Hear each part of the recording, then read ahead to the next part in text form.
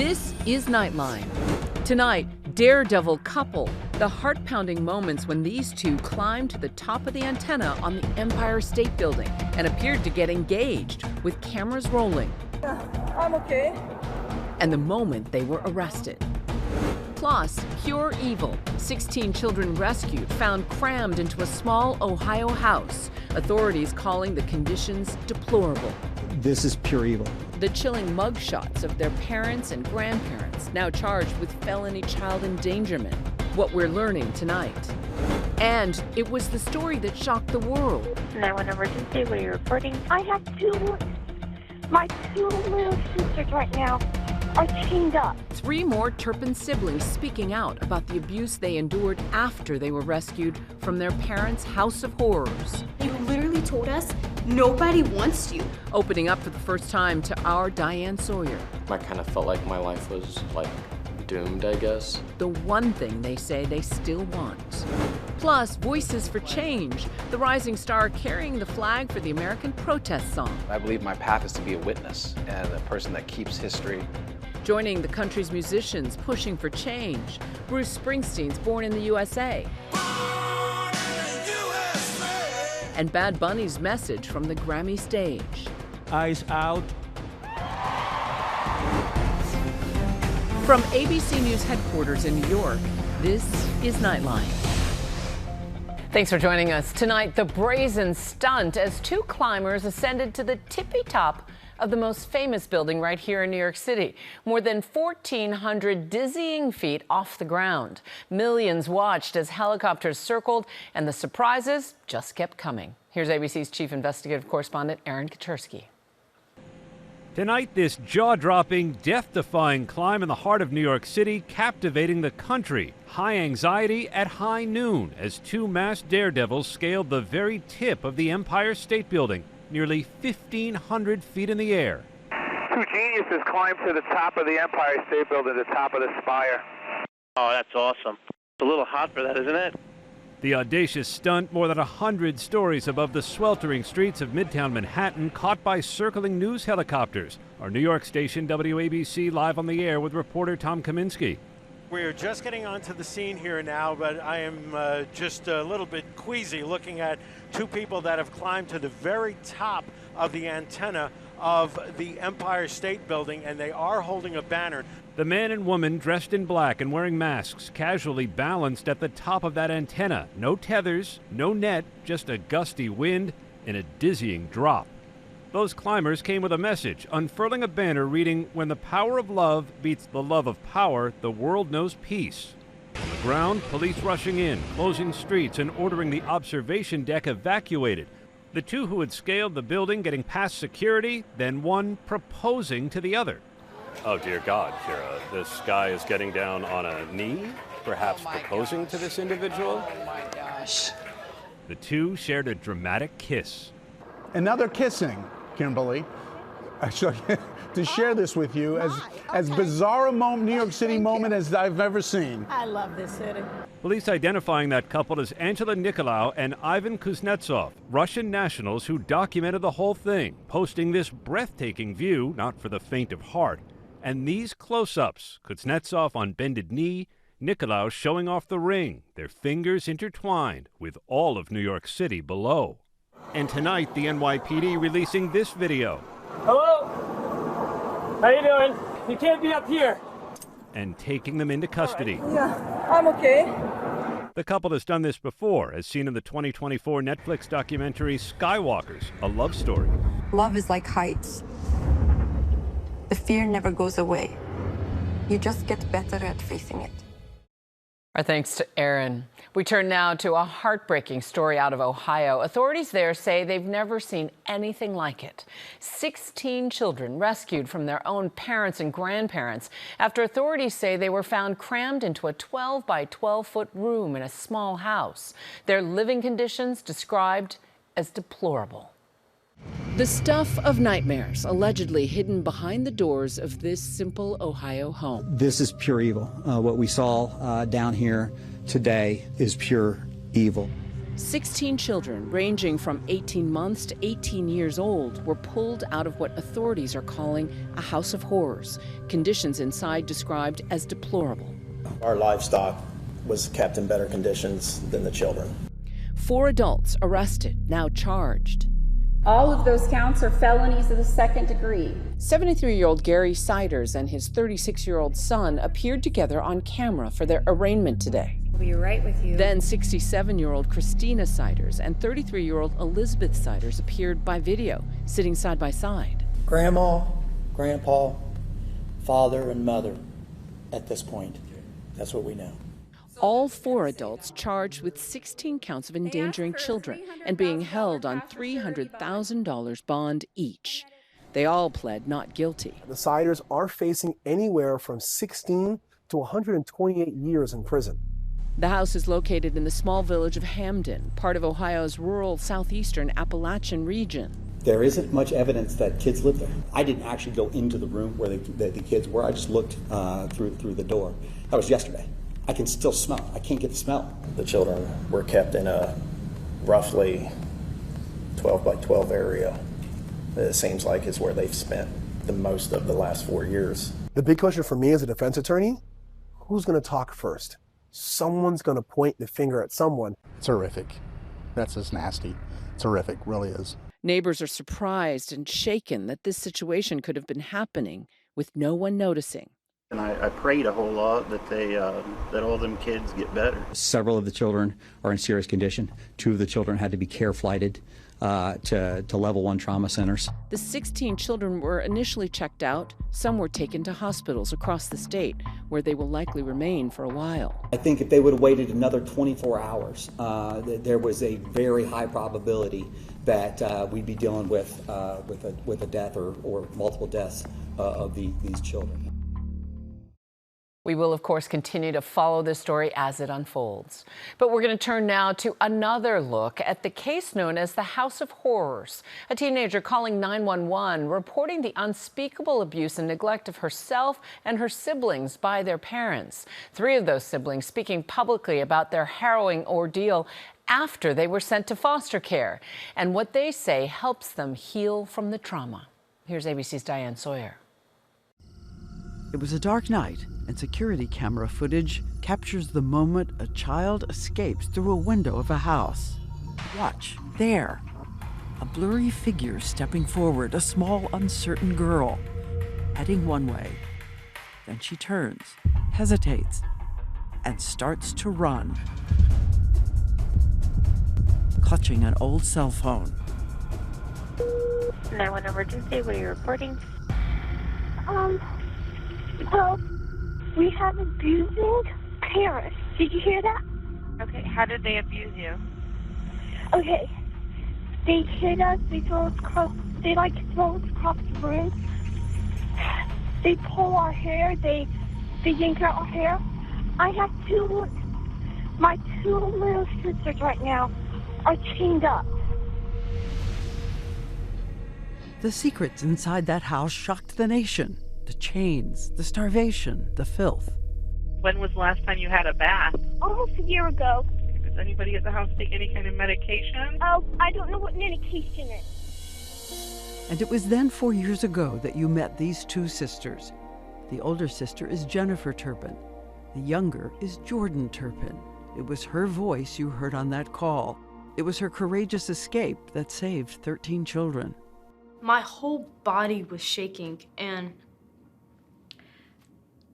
when I was holding the phone, I remember the phone was I couldn't really dial 911 because, I'm sorry. Shaking too much? Yeah, I was shaking.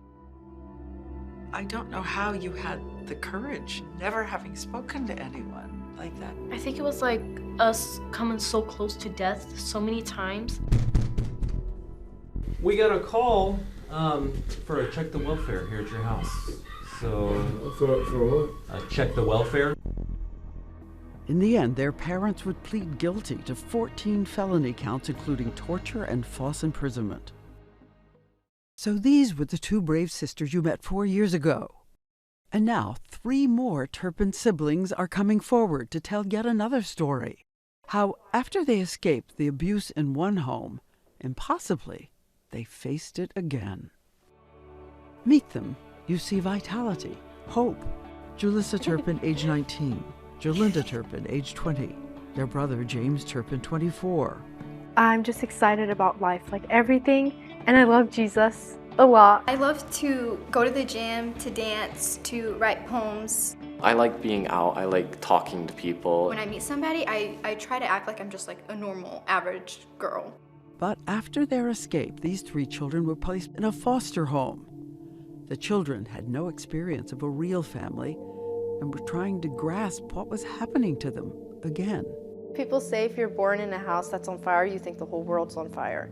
And that's the way it was for me. They literally told us, nobody wants you. You're never gonna find a better place than this. Every night they would like drink and then they would like just get really like mean and like aggressive towards us. They just made me hate myself. Allegations from a civil suit give the details, how some of them were hit with belts, their hair pulled. They say the foster parents told them they would never be loved, they were worthless. At that time I kind of felt like my life was like doomed, I guess. The psychological anguish was not all. I mean, something bad did happen the first night I was there. I wanted a dad, and I feel like it's really sad because those type of people always prey on people that need like a dad, and it's just really sad to me because it hurts to think that like there's so many little girls and even little boys out there that those things happen to. The civil lawsuit ended when agencies offered the Turpin children a settlement. The agencies did not admit wrongdoing as part of the settlement. To me, it feels like, why do people get to have a family and we don't? And like we have each other, and that's the world, you know? But we still want a mom. Something good needs to come from this. It has to, and I can't accept it not. Our thanks to Diane. You can watch The Turpins, a new house of horror, now streaming on Disney Plus and Hulu. When we come back, from Bad Bunny to Bruce Springsteen's streets of Minneapolis. Those who died on the streets of Minneapolis.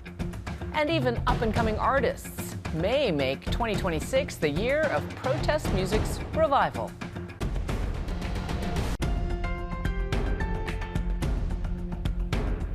Welcome back. You know, seasoned artists like Bruce Springsteen and Bad Bunny are breathing fresh air into America's rich history of protest music as younger artists join the tradition of using their voices for change. Here's Nightline's Ashan Singh.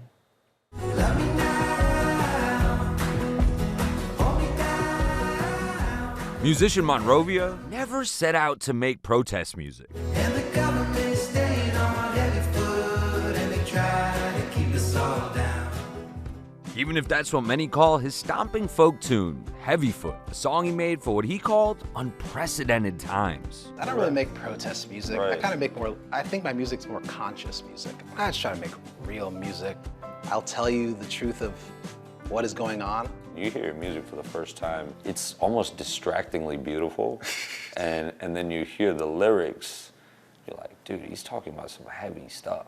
You have to have joy in resistance. You have to have moments where you realize that there are many with you on the journey, that, you know, and you're not alone in it. But looking at today's pop music landscape, many big artists aren't writing as pointed, politically charged music, causing some to ask, what happened to American protest music? I am patiently waiting for our protest anthems. What happened to all of the revolutionary music that we have? This is targeted at all musicians who have like a significant platform, because you don't realize how much power you have.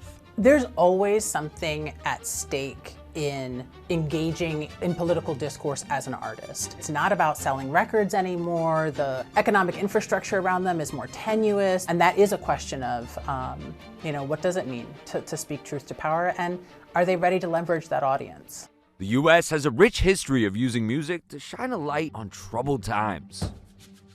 It was mainstream in the civil rights era. Martin Luther King Jr.'s 1963 March on Washington featured performances by Bob Dylan, Joan Baez, and Mahalia Jackson.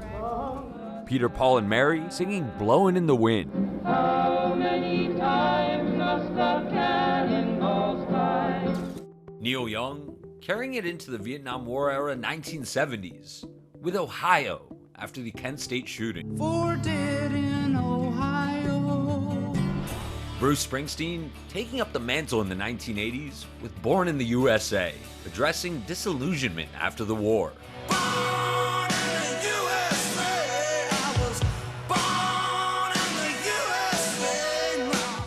Then came hip-hop group NWA's searing indictment of police brutality in the 90s. The police coming straight from the underground. A young got it bad 'cause I'm brown. And there's Kendrick Lamar's All Right, a rallying cry for the Black Lives Matter movement of 2020. We gon' be alright, alright. We gon' be alright. We gon' be alright. Be alright.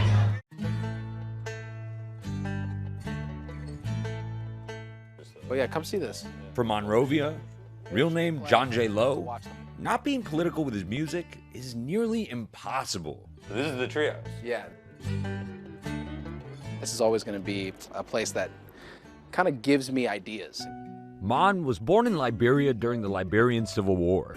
My mother passed away during the war, so I was living with my grandmother at the time. It was a missionary family that lived in Liberia, and they ended up taking me in.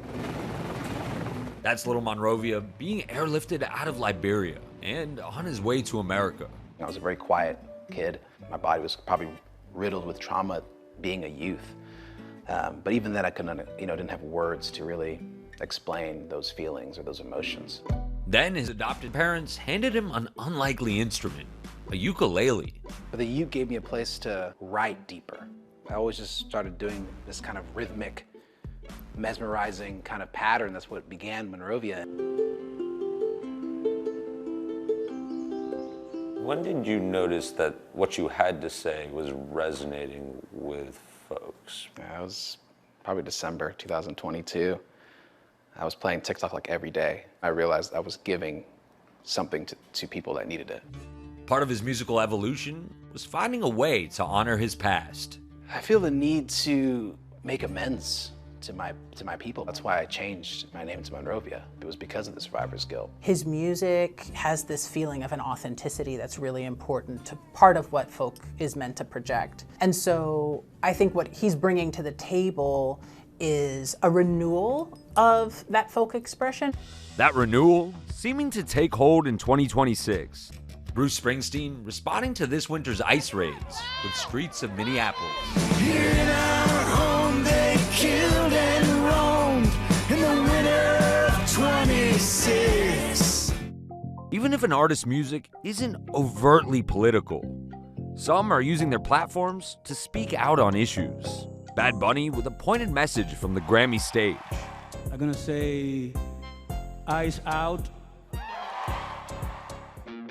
And Olivia Rodrigo recently told the New York Times why she isn't afraid to weigh in on hot-button issues, like the ice raids or Gaza. I am an artist, and what I do for my job is this is how I feel, and I present it to people. Yeah. And I think it would just be disingenuous to be I don't feel heartbroken about what's going on in Gaza.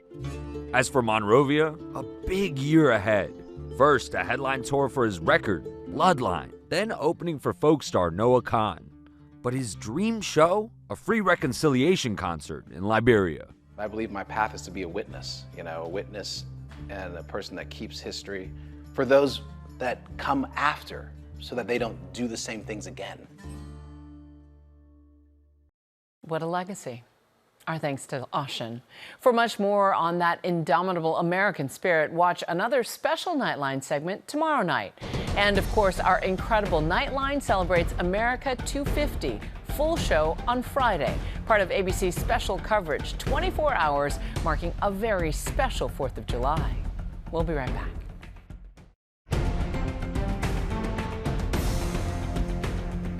And that's Nightline for tonight. Thanks for staying up with us. Good night, America.